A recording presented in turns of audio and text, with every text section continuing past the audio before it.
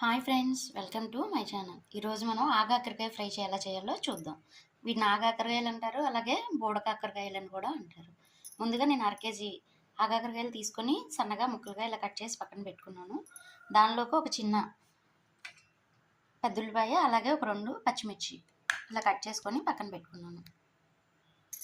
ముందుగా మనం stove వెలిగించుకుందాం. Stove మీద ప్యాన్ పెట్టుకొని ముగ్గురు పెట్టానండి. స్టవ్ ఆన్ చేసుకుని దీనిలో ఒక 2 స్పూన్స్ ఆయిల్ వేసుకుందాం. ఆగాకరకాయ చాలా ఫ్రెష్గా ఉన్నాయండి, మార్నింగే తీసుకున్నాను. 2 స్పూన్స్ ఆయిల్ వేసుకొని ఆయిల్ హీట్ ఎక్కాక పోపులు వేసుకుందాం. ఆయిల్ హీట్ ఎక్కాక ఈ విధంగా పోపులు వేసేసుకుందాం.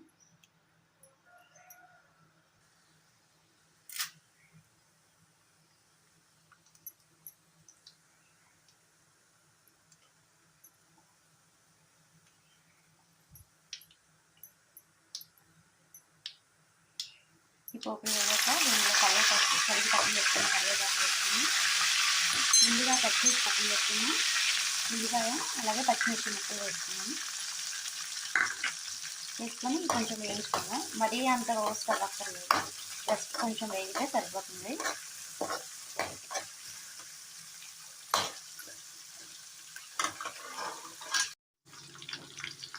ఈ విధంగా వేగుతుంది కదండి, కొంచెం వేగినవి. కొంచెం వేగగానే మనం ముందుగా కట్ చేసి పక్కన పెట్టుకున్న ఆగాకరకాయ ముక్కలు దీనిలో వేసేద్దాం. వేసి ఒకసారి మొత్తం కలుపుకుందాం.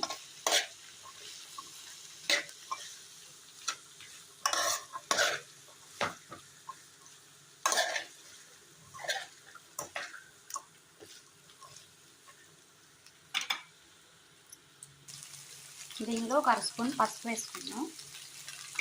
పసుపు వేసుకొని ఇలా కలుపుకుంటూనే ఉన్నాం.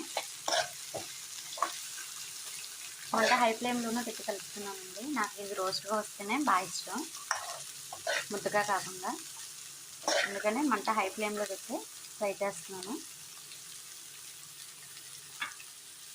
ఈ విధంగా వేస్తున్నప్పుడు ఇదిగోండి, ఈ స్పూన్తో 2 స్పూన్లు సాల్ట్ వేస్తున్నానండి. సాల్ట్ వేస్తే దానిలో ఉన్న వాటర్ అంతా మనకి చక్కగా బయటకు వచ్చేసి త్వరగా ఫ్రై అవుతుంది. మనం ఎలాగో దగ్గరుండి కలుపుతూనే ఉన్నాం కాబట్టి అడిగేమీ అంటదు. 2 స్పూన్స్ సాల్ట్ వేసాను. ఒకసారి చక్కగా ఇలా కలిపేసుకొని పక్కన పెట్టుకున్నాం. చూసారుగా, ఈ విధంగా ఫ్రై అయ్యింది.